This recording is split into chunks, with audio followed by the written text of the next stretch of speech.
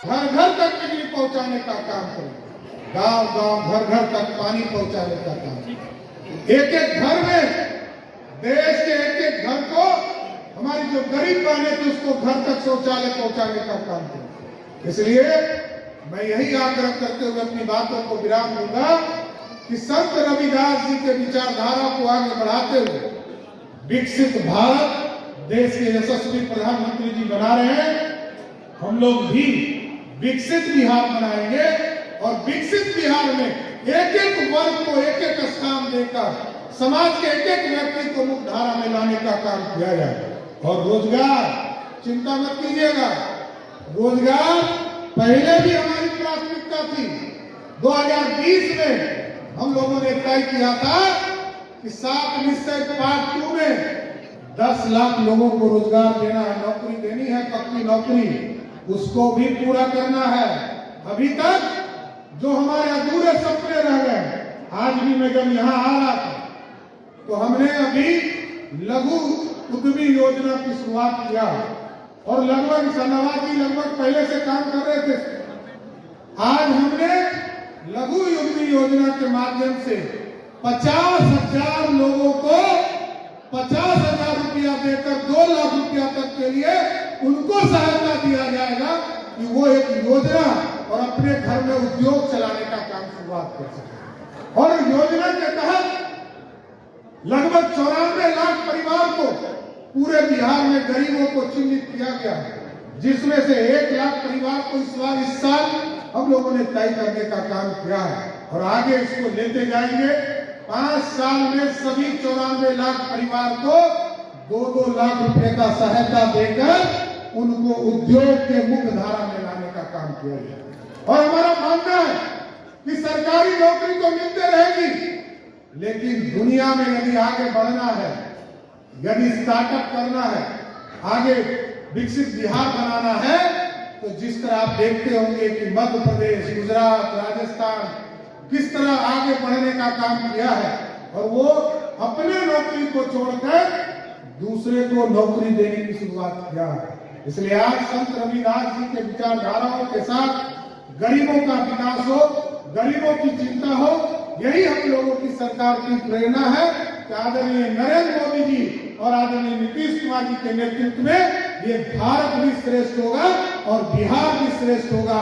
उन्हीं के विचारों को आगे ले जाने का काम भारतीय जनता पार्टी करते रहेगी। आप सभी साथी यहाँ आए, सबको मैं विशेष तौर पर धन्यवाद देते हुए अपनी बातों को विराम देता हूँ। बहुत बहुत धन्यवाद। तब भी देश के यशस्वी प्रधानमंत्री जी ने उसको रिस्टोर किया, फिर रोका और कहा कि जो हमारे आदिवासी समाज के भाई हैं, दलित वर्ग के भाई हैं, इनका सम्मान बचे रहना चाहिए, क्योंकि साथियों इस देश में कोई दूसरे के लिए काम करने नहीं आया। कांग्रेस पार्टी लंबे समय तक इस देश में राज किया, लेकिन इस देश में क्या था, कभी 2G था। 2G का मतलब, मैं कोई टेक्नोलॉजी की बात नहीं कर रहा, 2 जनरेशन की पार्टी थी, बाप और बेटा। जो बिहार में आप देखते होंगे कि राजद वाले लोग पहले बाप, फिर माता जी, अब बेटा जी, ये 2 जनरेशन का राजनीति है। और किसी जगह 3G चला। 3G कहां चल रहा है? 3G तमिलनाडु में चल रहा है साथियों। तमिलनाडु में करुणानिधि जी आए, MK स्टालिन आए, अब उनका बेटा एक स्टालिन आया जो सनातन को रोज गाली दे रहा है। और कुछ जगह तो 4G भी चल रहा है। 4G का मतलब समझे, 4 जनरेशन, मोतीलाल नेहरू, पंडित नेहरू, इंदिरा गांधी, राजीव गांधी और राहुल गांधी, यही है 4G। अब कौन जी चलावे इस देश में, ये तो लोकतंत्र तय करता है साथियों। लेकिन हम सभी भगवान संत रविदास के अनुयायी से आग्रह करना चाहते हैं, इस देश में नरेंद्र मोदी जी की सरकार जब 2014 में आपकी कृपा से बना, आपके आशीर्वाद से बना, तो इस देश में एक समान चीजों को खड़ा करने का प्रयास किया है। सबका साथ, सबका विश्वास, सबके लिए प्रयास, ये देश में व्यवस्था खड़ा करने का काम किया है। आज देखिए इस देश में गरीबों को 1,79,00,000 लगभग 2.25 करोड़ लोगों को 5 किलो अनाज मिलता है। और देश के यशस्वी प्रधानमंत्री जी ने कहा कि 5 लाख का इलाज भी हम उनका बिहार में आयुष्मान भारत के माध्यम से करने का काम करें। खाना भी खिलाना नरेंद्र मोदी की सरकार का काम है साथियों। और बिहार में आज नीतीश कुमार जी के साथ हम सरकार में आयुष्मान भारत पिछले कई वर्षों से यहाँ लागू नहीं हुआ था, लेकिन यह भारतीय जनता पार्टी और नीतीश कुमार जी की सरकार बनी, डबल इंजन की सरकार बनी, और गरीबों के इलाज की भी चिंता शुरू हो गई। और 2 तारीख को आदरणीय प्रधानमंत्री जी आ रहे हैं। 2 तारीख से इस बिहार में जो भी गरीब होंगे, जिनको भी 5 किलो का अनाज मिलता है, उनको मोदी जी की गारंटी है कि उनको 5 लाख तक का इलाज भी सरकार की व्यवस्था से खड़ा करने का काम है। एक तरफ कौन खड़ा है? इस देश में कभी भी समाज के अंदर जो दूरियां पैदा करने का प्रयास लोगों ने किया, उस दूरी को खत्म करने का काम है। और आप सोचिए कि एक मुस्लिम वर्ग के सदना पीर संत रविदास जी के पास उनको अपना धर्म परिवर्तन करने के लिए आए थे कि उनका कराना है, लेकिन संत रविदास जी से इतना प्रेरणा उनको मिली कि उन्होंने हिंदू धर्म ही उन्होंने कबूलने का काम किया। और ये आज की बात नहीं है। आज देश में यशस्वी प्रधानमंत्री नरेंद्र मोदी जी के नेतृत्व में पूरा सनातन आगे बढ़ रहा है। समाज के एक वर्गों को आगे बढ़ाने का काम किया जा रहा है। लेकिन आप सोचिए कि 1376 ईस्वी में कोई व्यक्ति जन्म लेता हो और जिस समय आतंकी के तौर पर, लुटेरे के तौर पर हिंदुस्तान जो लूटने आते थे, वही हम पे राज करने लगे, उनको समझाकर सनातन बनाने का काम किया। कि इससे बड़ा महान काम संत रविदास जी के लिए कुछ नहीं हो सकता है। ऐसा अपने विचारधारा, अपनी बातों को दूसरे को मनवाना, इससे बड़ा कुछ नहीं हो सकता। और वो स्वयं कहते थे कि कोई व्यक्ति जन्म से किसी जाति में जन्म ले सकता, लेकिन यदि ज्ञान अर्जन कर लिया तो वो पंडित से भी आगे बैठने का हकदार बन जाता है। इसलिए यही समाज है जहां ज्ञान अर्जन करने का, ज्ञान देने का काम सभी हमारे संतों ने किया।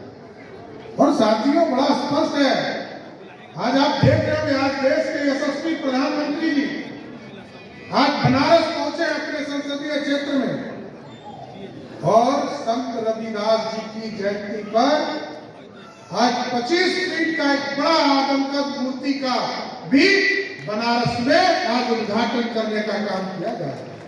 उनके विचारों को आगे बढ़ाना, उन्होंने जो हमें ज्ञान दिया, शिक्षा दिया, कैसे भारत बढ़ेगा उसकी कल्पना करना है। और साथियों, भारतीय जनता पार्टी का स्पष्ट मानना, 1952 में भी जब पहली बार चुनाव हुआ, उसके पहले जब 1950 में संविधान बनाया गया, तब भी भारतीय जनता पार्टी दलित वर्ग और एसटी वर्ग, आदिवासी समाज के लोग हैं, इसके आरक्षण में डॉक्टर श्यामा प्रसाद मुखर्जी खड़े थे।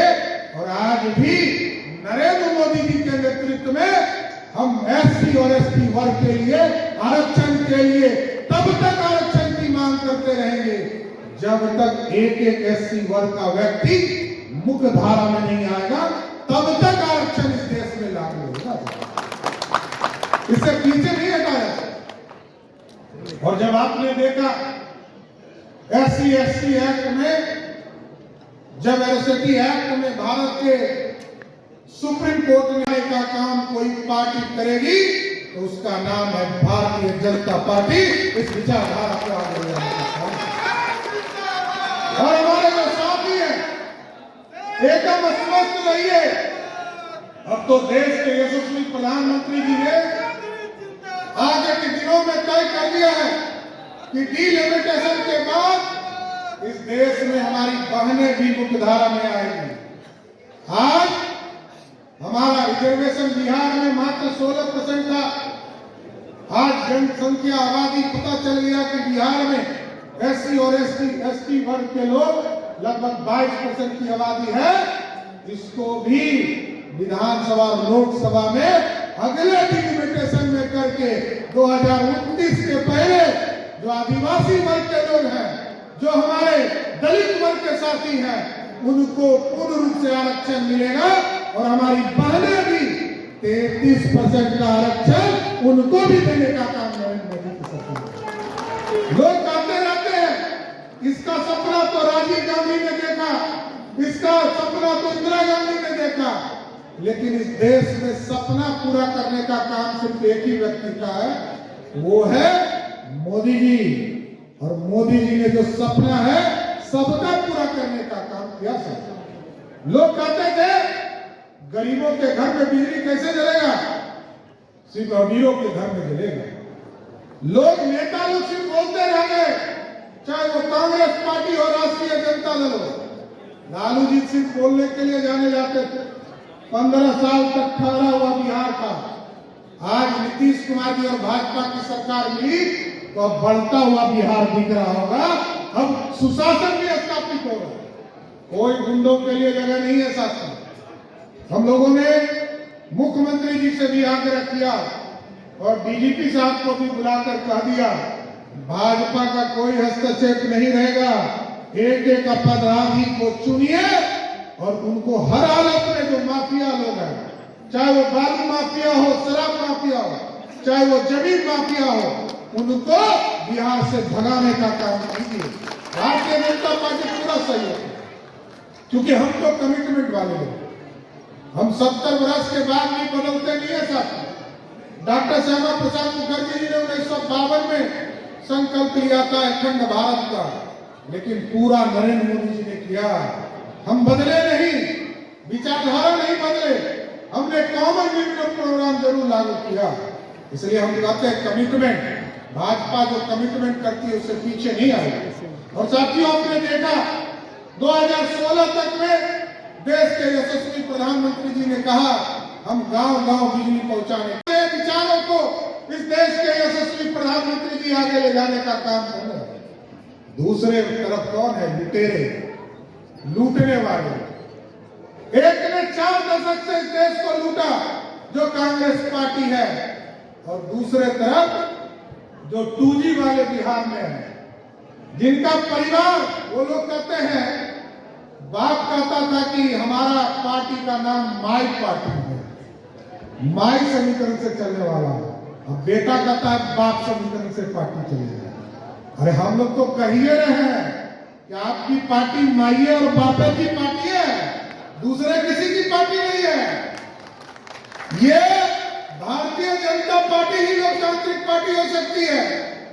राष्ट्रीय जनता दल का मतलब ही होता है माई बाप की पार्टी, भ्रष्टाचार की पार्टी, लुटेरों की पार्टी। क्योंकि याद कीजिए साथियों, लालू जी कहते थे कि हम बिहार में रानी के पेट से राजा पैदा नहीं होगा, और आज वही कह रहे हैं कि रानी के ही पेट से राजा पैदा होगा।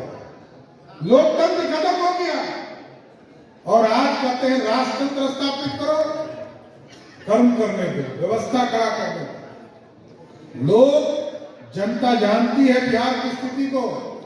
इसलिए साथियों मैं यही आग्रह निवेदन करूंगा, विधानसभा का सत्र चल रहा है, थोड़ा लंबा चल गया है, लेकिन मैं जरूर आग्रह करूंगा आप लोगों से कि संत रविदास के विचार